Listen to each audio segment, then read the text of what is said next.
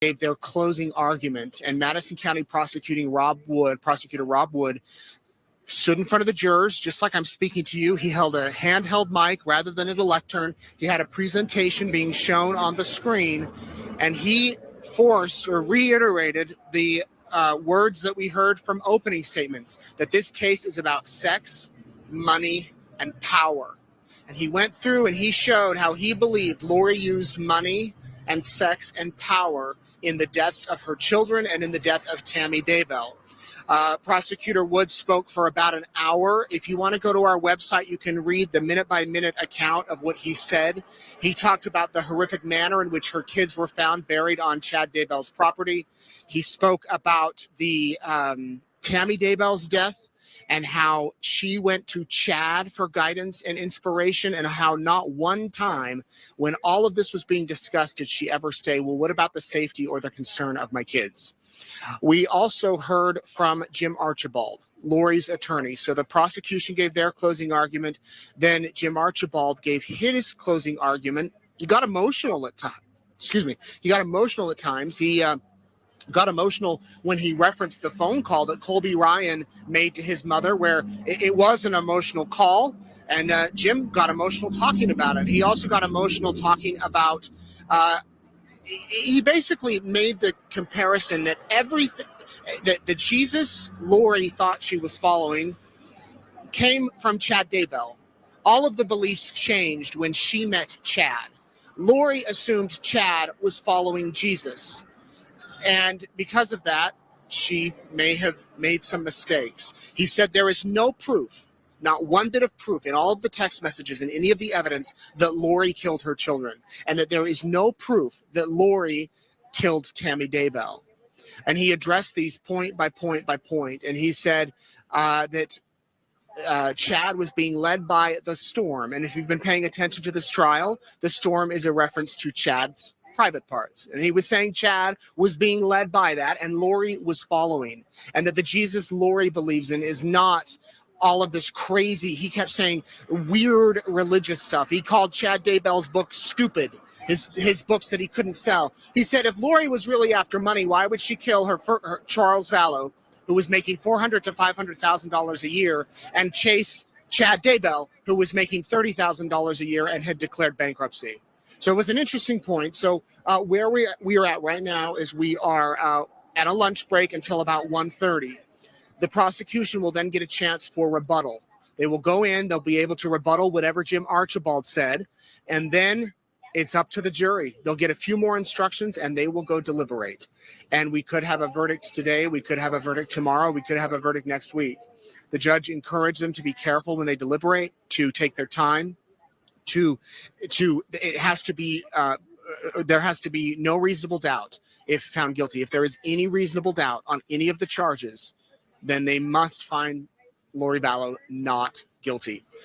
After her attorney spoke, gave his closing arguments, Lori was up there. She stood up. We all left the courtroom. I hung around for a minute just to see her reaction, and she had her back to the crowd, and she was aggressively speaking with both of her attorneys. So I don't know if she was pleased with the closing or upset with the closing, but this is the first time in the trial that her attorneys have really kind of gone after Chad or really tried to place any of the blame on him.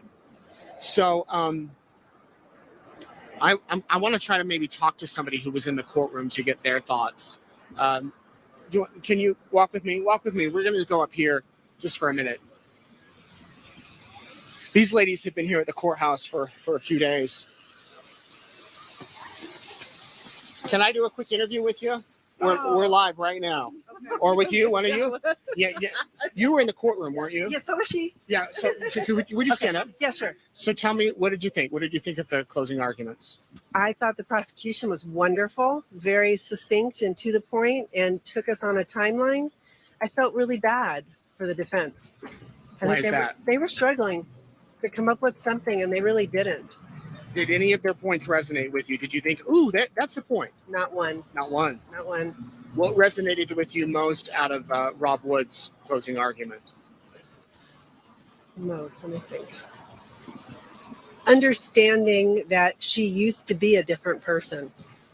I think that was interesting when there were so many witnesses talking about how she used to be a good mom. She was a good mom. She loved those kids. She was so symbolic that, even the Woodstocks wanted JJ to live with her and all of that, that's who she used to be prior to the new belief under Chad and the person that she became with Chad. Tell me the question you was walking out, because I'm sure our viewers are asking too. What happens next? How do they determine the jurors and who the 6 that leave? Are they going to do that in public or they do that in private? And when does that happen? So from what we understand, there's 18 jurors that are still in there. Not one has left. They assume that one might get sick or have a death in the family or something, but they've all been there. But only 12 will deliberate.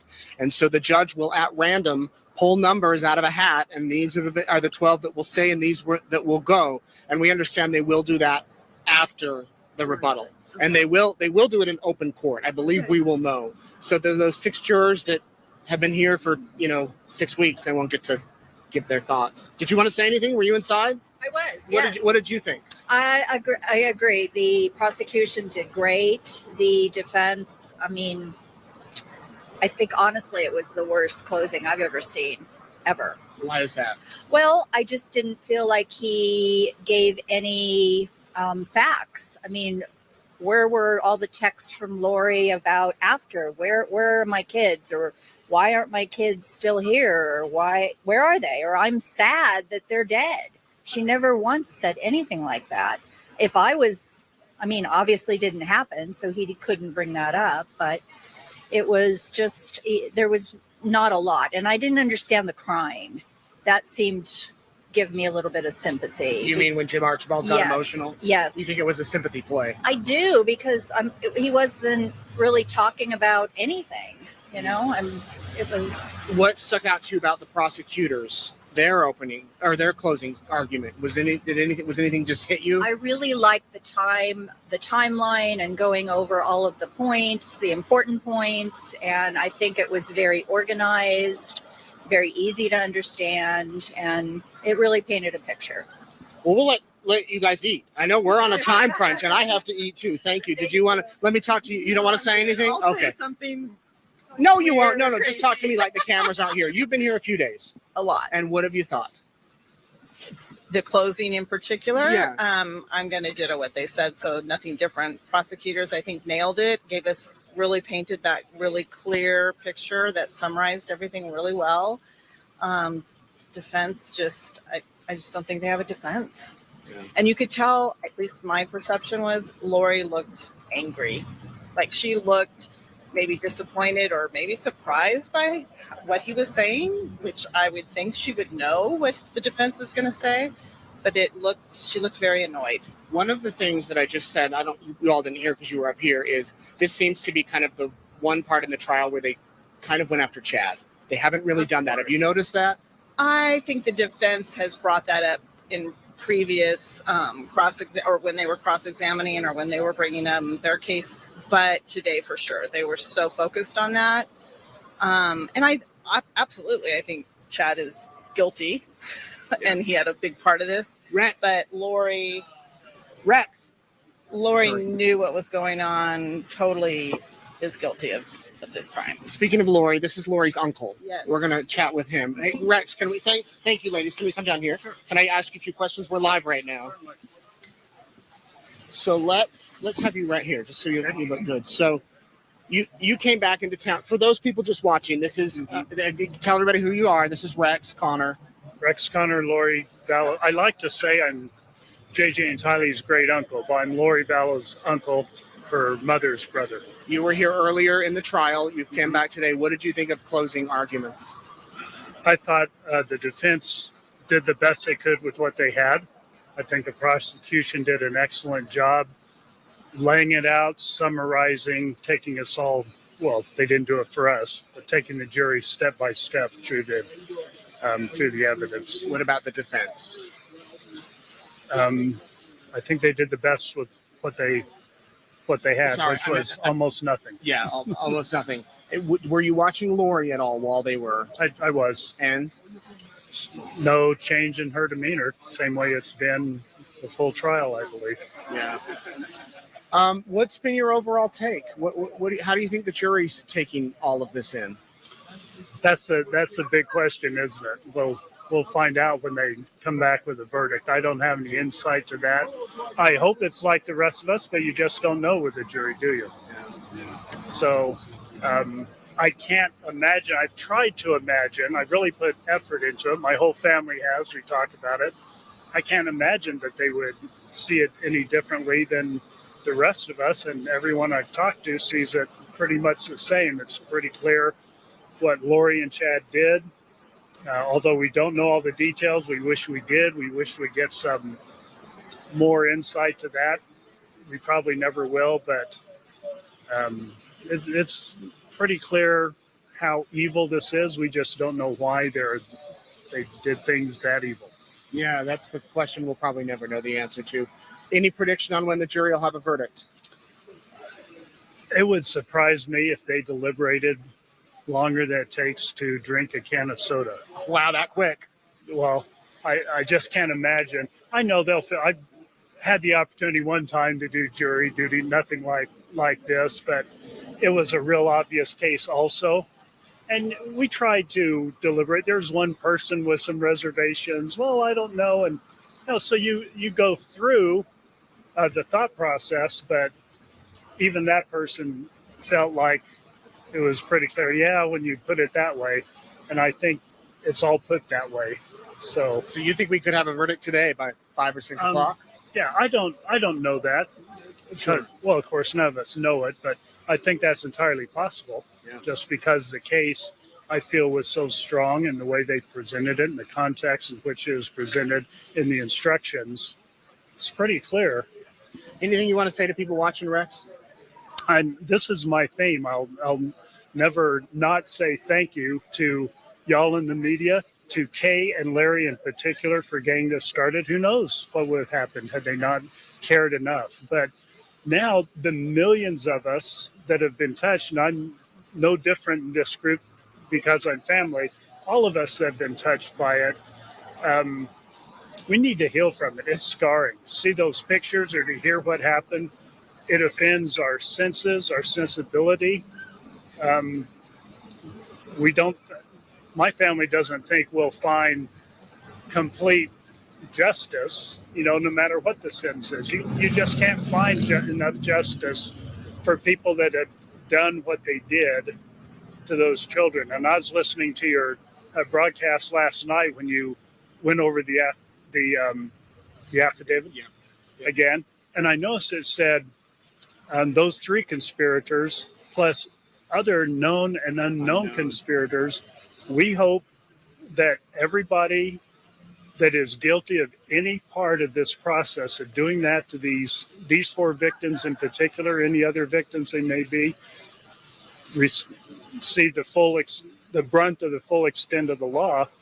But for all of us, the millions of people this case has touched, we're so grateful for all the law enforcement people, the thousands and thousands of hours, the media people that have kept this process or kept information flowing, that have taken an interest, have gone above and beyond the call, like you, Nate.